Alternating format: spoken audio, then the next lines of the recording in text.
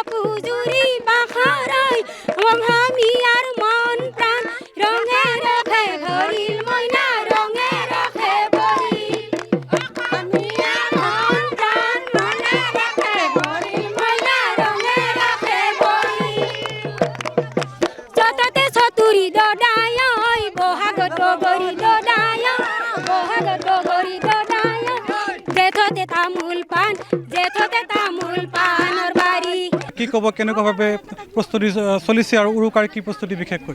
সমূহ অসমবাসী ৰাইজলৈ মই প্ৰথমে আমাৰ মাকৰাপাৰ নৱপ্ৰজন্ম ভোগালী বিহু উদযাপন সমিতিৰ তৰফৰ পৰা ইংৰাজী নৱবৰ্ষৰ লগতে আগন্তুক ভোগালী বিহুৰ আন্তৰিক শুভেচ্ছা যাচিছোঁ।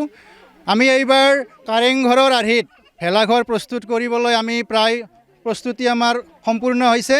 আমাৰ ৮০% কাম এতিয়ালৈকে সম্পূৰ্ণ হৈছে কাৰেংঘৰৰ আৰ্হিত। আৰু আমাৰ যিখিনি বৰ্তমান যান্ত্ৰিকতাৰ যুগত আমি আমাৰ পৰম্পৰাটো আমি পাহৰি গ'লে নহ'ব।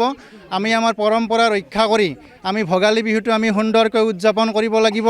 আৰু উৰুকাৰ নিশা আমি সকলোৱে লগ হৈ ইয়াত আমি এসাঁজ লগে ভাগে খাম বুলি আমি ভাবিছোঁ। কি ক'ব?